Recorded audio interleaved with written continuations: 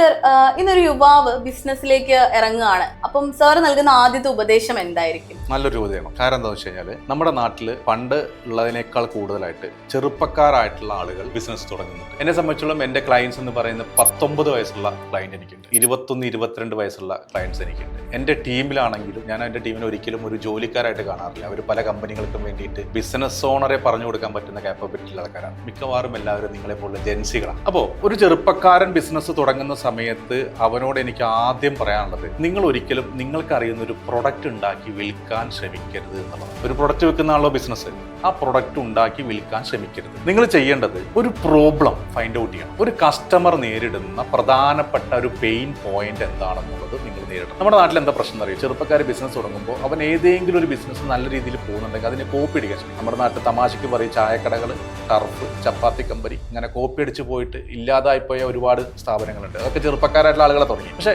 ചെറുപ്പക്കാരോട് എനിക്ക് പറയാനുള്ളത്, നിങ്ങൾ ഒരു കൂട്ടം കസ്റ്റമേഴ്സിന്റെ പ്രശ്നങ്ങൾ എന്താണെന്ന് മനസ്സിലായി, ഒരു കോമൺ പ്രോബ്ലം, ഓക്കെ, ആ പ്രോബ്ലം എന്താണെന്ന് മനസ്സിലാക്കിയിട്ട് ആ പ്രോബ്ലത്തിനുള്ള ഒരു സൊല്യൂഷൻ ക്രിയേറ്റ് ചെയ്തിട്ട് അത് പ്രൊഡക്റ്റ് ആയിട്ട് കൊടുക്കുക. ഓക്കെ, അങ്ങനെ ആവുമ്പോൾ എന്താ സംഭവം, അത് കൃത്യമായിട്ട് ആളുകളിലേക്ക് എത്തും, ആളുകൾക്ക് അത് താല്പര്യപ്പെടും. ഇത് തന്നെ കൊടുക്കുന്ന സമയത്ത് ആദ്യ ദിവസം മുതൽ ലാഭം പ്രതീക്ഷിക്കരുത്. ഇതൊരു ജോലിയല്ല. നിങ്ങളൊരു ബിസിനസ് തുടങ്ങുകയാണെങ്കിൽ അതിനെ ബിസിനസ്സായിട്ട് തന്നെ കാണുക. അത് ചെറുതായിക്കോട്ടെ വലുതായിക്കോട്ടെ, ജോലിയായിട്ട് കാണുക. എല്ലാ മാസവും എനിക്ക് ഇത്ര രൂപ വരുമാനം കിട്ടുമെന്നൊരു കണക്കിന്റെ പുറത്താണെങ്കിൽ നിങ്ങൾ ബിസിനസ് തുടങ്ങരുത് എന്നുള്ള അഭിപ്രായക്കാരനാണ് ഞാൻ. അങ്ങനെ എൻ്റെ അടുത്ത് പലരും വരും, സാർ എനിക്കൊരു 50,000 രൂപ കിട്ടണം സാർ, അതിനെന്ത് ചെയ്യും എന്ന് വെച്ചിട്ടാണ് വരാറ്. ഞാൻ പറയും, നിങ്ങൾ നല്ല ജോലി ചെയ്താൽ മതി, നിങ്ങൾക്ക് കഴിവുള്ള ഒരു ജോലി ചെയ്താൽ മതി, അതിനുള്ള അവസരങ്ങൾ നമ്മുടെ നാട്ടിലുണ്ട്, അങ്ങോട്ട് പോയിക്കോളൂ. കാരണം ബിസിനസ് തുടങ്ങിയിട്ട് എല്ലാ മാസവും 50,000 രൂപ തുടങ്ങാം, തുടക്കത്തിൽ തന്നെ കിട്ടുമെന്ന് ചിന്തിക്കുക. ബിസിനസ്സിനെ ബിസിനസ്സായിട്ട് കാണുക, ഇതൊരു ജോലിയല്ല. കാരണം ഇത് പറയുന്നതിന് കാരണം വെച്ച് കഴിഞ്ഞാൽ, ചിലപ്പോൾ നിങ്ങൾക്ക് 1 ലക്ഷം കിട്ടാൻ, ചിലപ്പോൾ പ്രോഫിറ്റ് ആയിട്ട് 2 ലക്ഷം, 5 ലക്ഷം, 10 ലക്ഷം കിട്ടാം. ചിലപ്പോൾ നമ്മൾക്ക് ഈ പറയുന്ന ടാർഗറ്റഡ് കസ്റ്റമർ ഉണ്ടല്ലോ, അവർക്ക്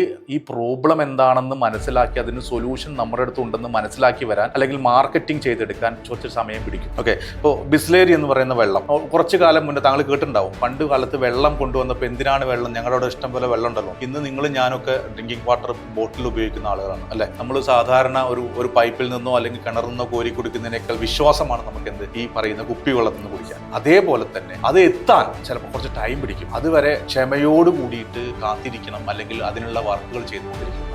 മൂന്നാമത്തെ ഒരു കാര്യം എനിക്ക് പറയാനുള്ളത്, സെയിൽസ് പഠിക്കണം. നിങ്ങൾ എഞ്ചിനീയർ ആയിക്കോട്ടെ, നിങ്ങൾ ഒരു MBA കാരനായിക്കോട്ടെ, നിങ്ങൾ ഏത് ക്വാളിഫിക്കേഷൻ ആയിക്കോട്ടെ, നിങ്ങളുടെ പ്രൊഡക്റ്റ് ഒരു മെക്കാനിക്കൽ പ്രൊഡക്റ്റ് ആയിക്കോട്ടെ, ടെക്നിക്കൽ അല്ലെങ്കിൽ IT പ്രൊഡക്റ്റ് ആയിക്കോട്ടെ, അതുപോലെ എന്തായിക്കോട്ടെ, പ്രൊഡക്റ്റിനെ നിങ്ങൾക്ക് ബിസിനസ് ആക്കണമെങ്കിൽ നിങ്ങൾ നിർബന്ധമായിട്ട് സെയിൽസ് പഠിക്കണം. എല്ലാ ബിസിനസ് ഓണേഴ്സിനോടും ഞാൻ എല്ലാ ദിവസവും രാവിലെ പറയുന്നതാണ്, നിങ്ങൾ സെയിൽസ് പഠിക്കണം. സെയിൽസ് ഒരു കസ്റ്റമറെ മനസ്സിലാക്കണം, അവനോട് റിലേഷൻഷിപ്പ് ഉണ്ടാക്കണം, ട്രസ്റ്റ് ക്രിയേറ്റ് ചെയ്യണം, അവർക്ക് ആ പ്രൊഡക്റ്റ് കൊണ്ട് കിട്ടുന്ന സൊല്യൂഷൻ എന്താണെന്ന് പറഞ്ഞ് മനസ്സിലാക്കി കൺവിൻസ് ചെയ്യണം. എന്നിട്ട് ഞാൻ പറയുന്നത്, ഒരിക്കലും ഒരു പ്രൊഡക്റ്റ് സെല്ല് ചെയ്യരുത്, ലെറ്റ് ദ കസ്റ്റമർ ബൈറ്റ്, കസ്റ്റമറെ കൊണ്ട് വാങ്ങിപ്പിക്കാൻ പറ്റും. ഈ ഒരു സിസ്റ്റത്തിൽ നിങ്ങൾ സെയിൽസ് പഠിച്ചാൽ നിങ്ങൾക്ക് വർക്കൗട്ട് ചെയ്യാൻ പറ്റും. ഏറ്റവും അവസാനം എനിക്ക് പറയുന്നത്, ചെറിയ ബിസിനസ് ആയിക്കോട്ടെ നിങ്ങൾ തുടങ്ങുക. ഒരു ചെറിയ കൂട്ടം കസ്റ്റമേഴ്സിനെ എടുത്തിട്ട് അവർക്കൊരു സൊല്യൂഷൻ കൊടുത്ത് അവരുടെ പ്രശ്നങ്ങളും അവരുടെ ഫീഡ്ബാക്കുകളും അങ്ങനെയുള്ള എല്ലാ കാര്യങ്ങളും പഠിച്ചിട്ട് അതിനെ ഇമ്പ്രൂവ് ചെയ്ത് ഡെവലപ്പ് ചെയ്ത് അടുത്ത ലെവലിലേക്ക് കൊണ്ടുപോയി കസ്റ്റമർക്ക് കൂടുതൽ സൊല്യൂഷൻസ് കൊടുത്ത്, ആഡ് ഓൺസ് കൊടുത്ത്, ബോണസസ് കൊടുത്തിട്ട് അവരെ ഹാപ്പി ആക്കി കഴിഞ്ഞാൽ, സാറ്റിസ്ഫൈഡ് ആയി കഴിഞ്ഞാൽ നമുക്ക് അങ്ങനെ ബിസിനസ് വളർത്താം. ഒരു യുവാക്കളോട് എനിക്ക് പ്രത്യേകിച്ച് പറയാനുള്ളത്, എടുത്ത് ചാടരുത് എന്നുള്ളതല്ല, എടുത്ത് ചാടരുന്നതിനപ്പുറത്ത് നേരെ ഒരു പ്രൊഡക്റ്റ് വിൽക്കുക. നിങ്ങളൊരു പ്രശ്നത്തിന് സൊല്യൂഷൻ വിൽക്കൂ. ആ സൊല്യൂഷൻ നിങ്ങൾ പഠിച്ച് കൊടുക്കൂ, ഡെഫിനറ്റ്ലി റിസൾട്ട് വരും. സ്റ്റാർട്ടപ്പുകൾ നമ്മുടെ നാട്ടിൽ ഒരുപാട് സ്റ്റാർട്ടപ്പുകൾ തുടങ്ങുന്നതിന് മുന്നേ കൂട്ടി പോകുന്നുണ്ട് ഓപ്പറേറ്റർ. ഇതെന്താ സംഭവം വെച്ച് കഴിഞ്ഞാൽ, ഇവരിൽ പലരും ഒരു കോളേജ് വിദ്യാഭ്യാസത്തിന്റെ കാലത്ത് അല്ലെങ്കിൽ ഏതെങ്കിലും ഒരു പ്രൊജക്ട് ചെയ്യുന്നതിന്റെ ഭാഗമായിട്ട് ഒരു പ്രൊഡക്റ്റ് ക്രിയേറ്റ്, ഈ പ്രൊഡക്റ്റ് വിൽക്കാൻ, പക്ഷേ സെയിൽസ് അറിയില്ല. അതിന് നമ്മുടെ നാട്ടിലെ ഒരു പ്രശ്നം കൂടി ഉണ്ട് കേട്ടോ, സെയിൽസിനോട് ആളുകൾക്ക്